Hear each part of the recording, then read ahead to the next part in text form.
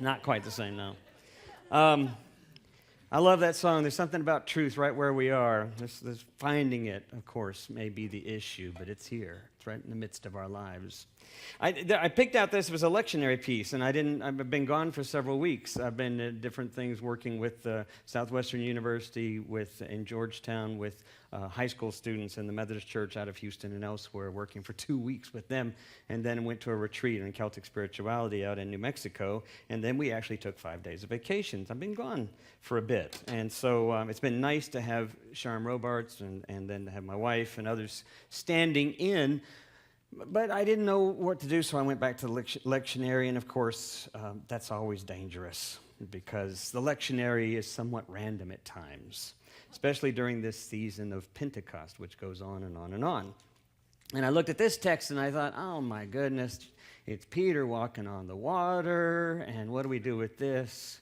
And I wasn't sure what to do with it. It felt just so obvious and even trivial in some ways, what you would pull out of this kind of story. And I remember from my evangelical adolescent days and young adult days, all the stories that came out of this text for that, and I wasn't really sure how to approach it. And then I was inspired because I remembered a ghost story, but I was the cause of it. And I think sometimes it's a healthy thing to be ghosts to one another, to scare folks a little bit. But I'll show you what I mean. I worked with camps, as you know, for many, many years, working with kids who had cancer, but I also worked with kids who had hemophilia and other chronic diseases and illnesses. And one particular camp that I worked with, and Brad does this now, he works with at least one camp now, and maybe more in the future, out in North Carolina.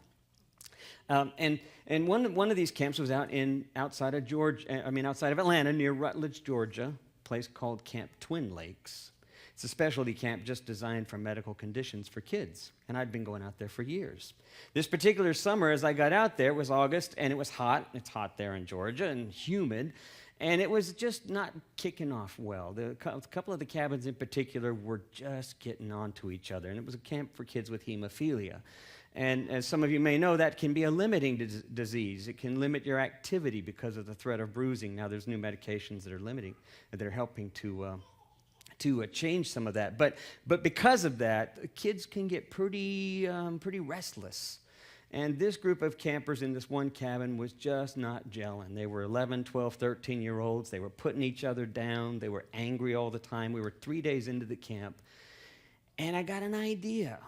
And I said, let's scare them. Because that's always a good thing. And so I had this idea. I used to tell lots of, I made my living traveling around the country telling stories, and I used to tell a lot of ghost stories. Of course, kids love ghost stories, and even kids with chronic illness love ghost stories. And so I said, this is perfect. We had this beautiful lake. I said, we'll get the pontoon boat. We'll go out onto the lake. We'll tell ghost stories on the pontoon boat. And then I got one of the camp's counselors, an actual resident counselor, to be one of my cohorts. He's a big guy. Now, the lake's pretty deep, but he swims and everything like that, and he was very comfortable in this lake, and he said he would do this with me. I said, I want you to dress up like a monster, like a water monster. I'll make up some story after I've told stories, and at the right cue, and I gave him the cue. I said, I'll be talking about his claws, and I'll talk about his teeth, and when I mention the claws, I want you to come out of the water, grab me from behind, and yank me into the lake.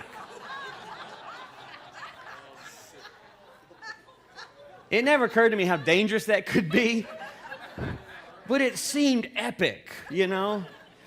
And I thought, it might just be what will, sort of stir these kids out of where they are into some other place. And so we got out on the boat, and the guy found some gloves that were rubber gloves, like electric gloves, and he put on some long, sharp, sort of claw-like endings to them. I don't really remember what he used. And then he wore kind of a hood over himself. And what he did was he hung on to the underside of the pontoon boat as we rowed out to the lake, so nobody knew he was under there.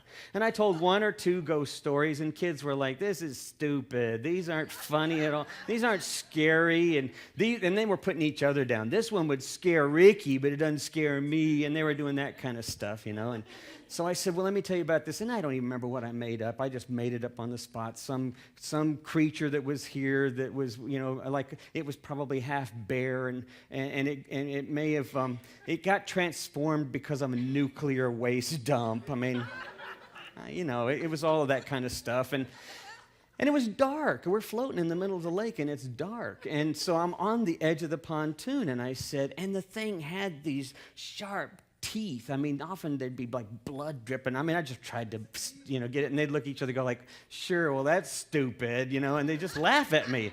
And I said, and then it had these long claws, and these claws would, and before I could finish the sentence, something came splashing out of the water. He had the most horrifying growl to his voice, grabbed me and yanked me into the water. And I screamed because it surprised me. And I quickly went with him under the pontoon boat to wait. And it was dead silent. And one of the kids looked over and said, what just happened? And then the counselor that was on the boat said, we got to look for Tom. And then I swear one kid yelled out and said, turn it back, it's too late for Tom.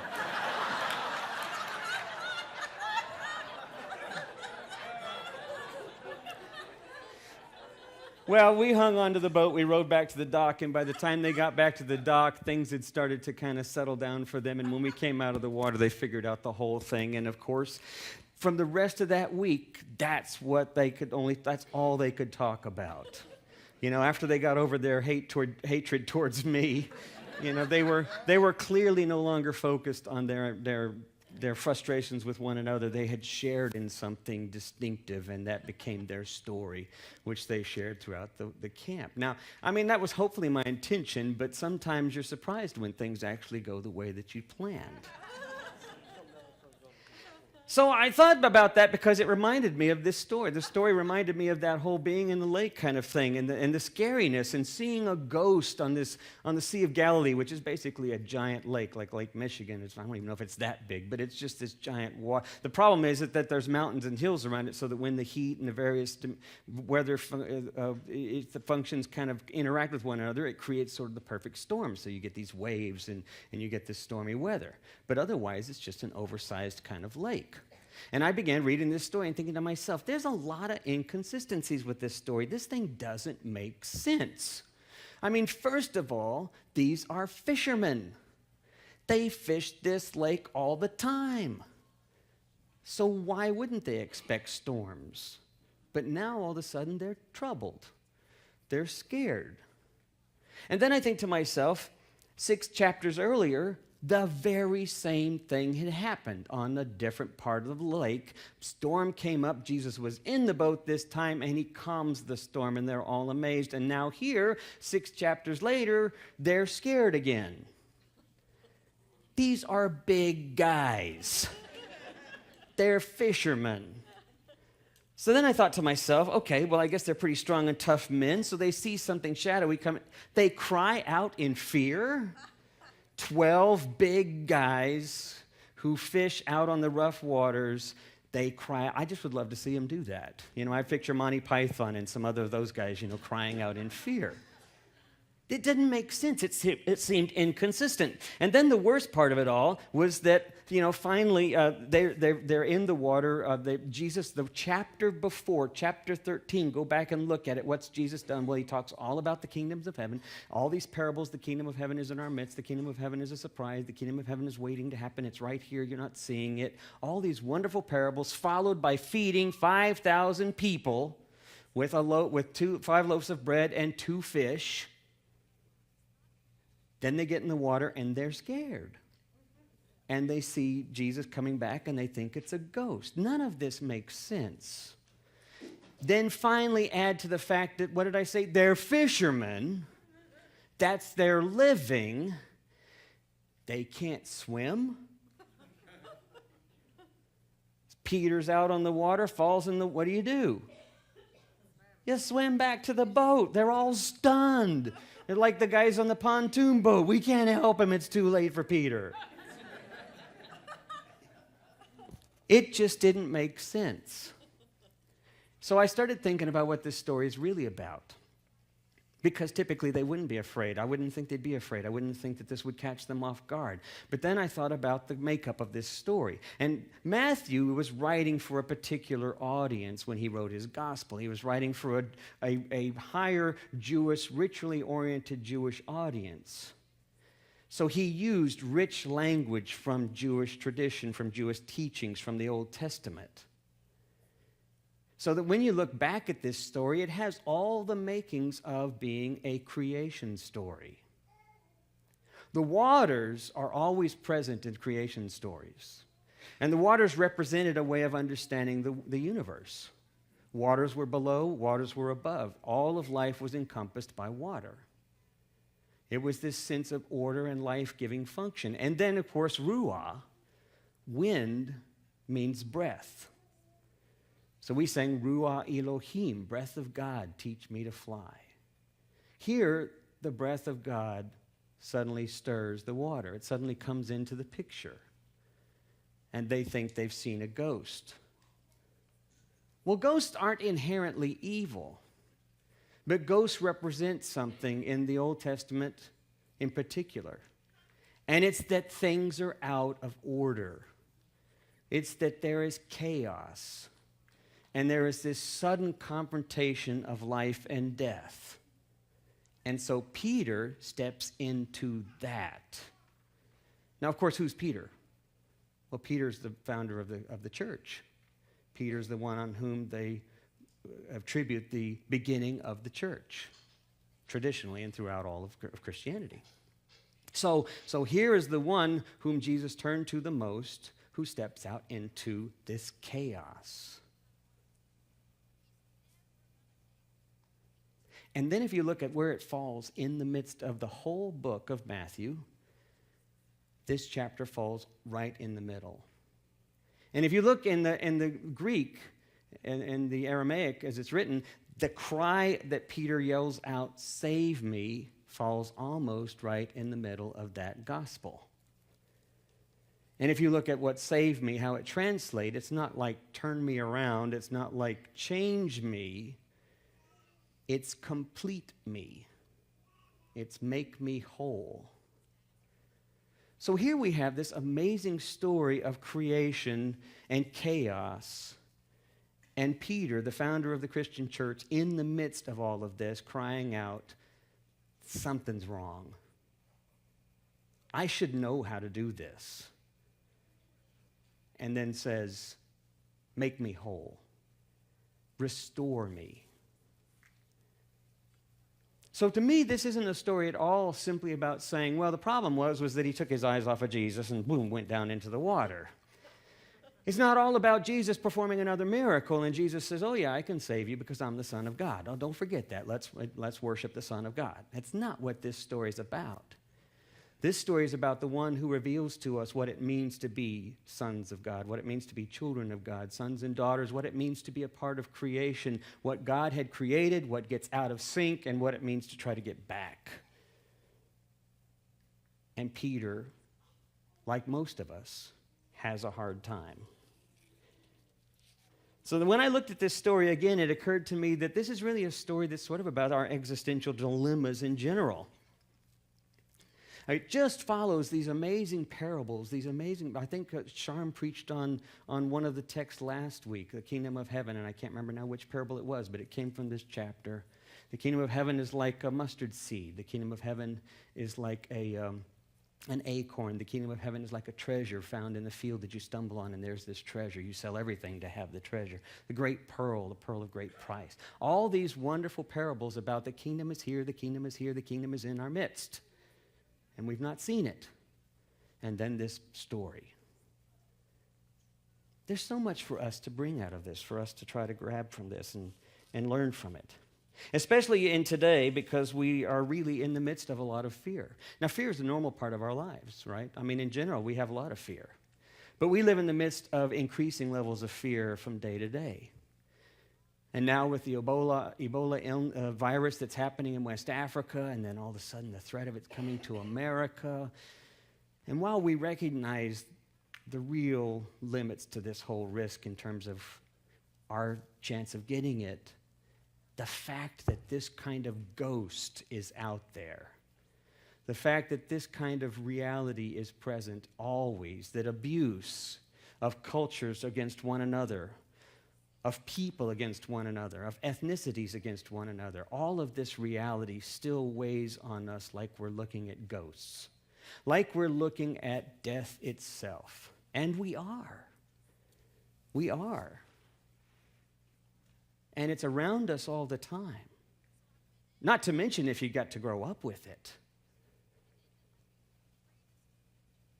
When I was a kid, my parents got divorced when I was young. There was a lot of abuse in my family. There was verbal abuse. There was a little bit of physical abuse. The other night, when my mother and I were having dinner after Doxy's beautiful concert, she came and we had dinner afterwards. She said, "Did I ever tell you why I finally divorced your father?" It's like one of those stories. Did I ever tell you you're not really my child?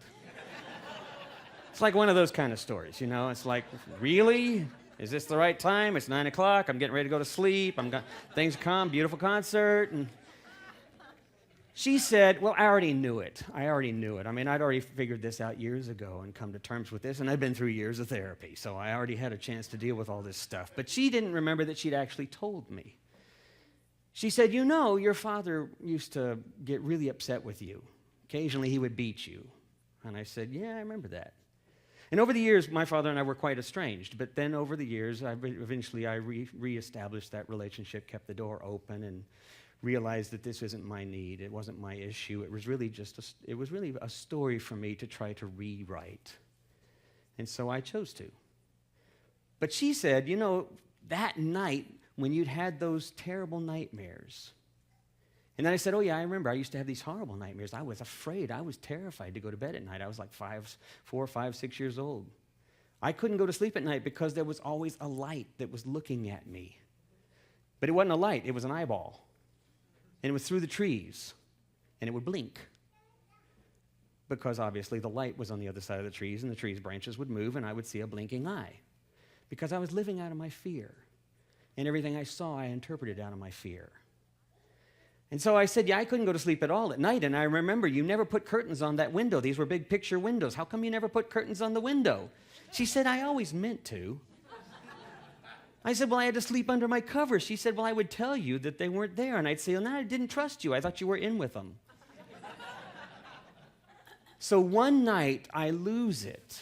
I lost it often. And she said, you lost it. You just were screaming, and your father came in and took you downstairs, and he was shaking you, and he was cursing and cussing at you, and he threw you in the garage and slammed the door. I said, yeah, I remember that. I said, I don't remember what it felt like exactly, except that I remember I was terrified. She said, well, that night I got up the phone, called the police. She said, the next morning we took a car and we drove to Fort Worth. But then she kind of smiled, and she said, you know, I know that you figured all this out, you've dealt with this. And she said, but that got away from me. That just got away from me until I finally had to do something. Well, now years later, I've looked back on that story, and I've realized that we all have to do something. Maybe we don't have it in our own lives. Maybe we know where things happen. Maybe we can't control the illnesses and disease across the world, but we all have to do something. It may be the smallest thing. It may be what a friend of mine told me recently when she said she'd seen one of these MITS vehicles on the side of the road. The engine had broken down, and there were several passengers in there, and it was 102 degrees outside. And she said, why don't I have water? Because the hood was up and they were waiting. I'm sure somebody would come along eventually, but we were in the middle of the afternoon right there on the concrete. So she said she went home, and now she carries an ice chest. And before she starts out, she just carries water, maybe some granola bars. She's just going to hand them out wherever there's not much, but she says it's something. It's all the different things we could possibly do to face the ghosts, to help face down the ghosts. Our lives are filled with fear. But I think there's something else we can do. I think there's something we can do for ourselves. We can recognize that it is not the created order. It is not what God created. We participate in it as human beings. We certainly struggle with our own shadows, and we unleash our shadows on one another, oftentimes without realizing it, in small ways and enormous cultural ways. But there is something we can do about it for ourselves. And I think sometimes it requires recognizing who we are. In Zen, it's called getting rid of the small self. And of course, people will practice meditation for years and years, just trying to let go of all of the narratives, of all of the stories, of all the expectations, of all of the ideas that we have to be or we have to do, in order to finally get rid of that little self and recognize we are part of the big self, that we're all part of this. Tim texted me the other day. Now, Tim and Emily, my son and daughter-in-law, are in Africa. My son Matthew, who's here, he was there last year, and they're on the mission trip with Nancy Mully and some of the other church members. And they're in Meru, Africa, in Kenya. When they went, it was right when the outbreak of Ebola was happening. And, of course, my wife and I are like, yeah, this isn't right. Of course, it's in a whole different part of the country, but still, this isn't right. This is just one more thing. They don't need to be there. And Tim had texted me back and said, you know what happens? He says, I get there, and I get in the midst of these experiences, and I realize that's not the story. This is the story. And these kids are laughing, and we're having fun, and we're experiencing joy together. And then he said, and I go on the safari, and he said, not so that I can just look at the animals, but so I can be present and remember that it's so much bigger. And it reminded me of being at a camp in Arizona. This time every year for 15 years I did it. This week, the week of the Perseid meteor showers. In Prescott, Arizona, high up in the mountains, hour and a half or so north of Phoenix. And the kids there these are kids with cancer. This wasn't a camp that has kids whose siblings come and join them, because a lot of the camps do that, sort of as a support socialization kind of thing. These are kids in the midst of cancer, in the midst of treatment, or having recovered.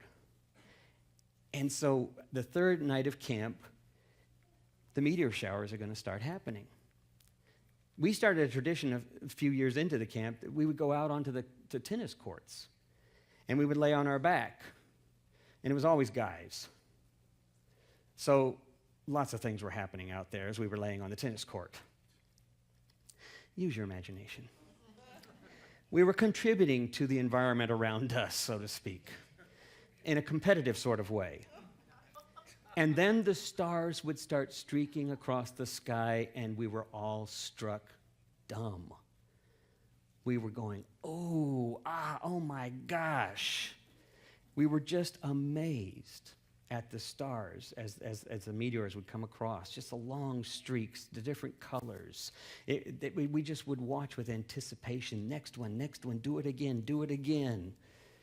And then more people wanted to come out, and I'll never forget one of the kids, Andy, who was an older kid, and he had recovered, but he had suffered 2 or 3 different cancers, so it's unpredictable. You never know.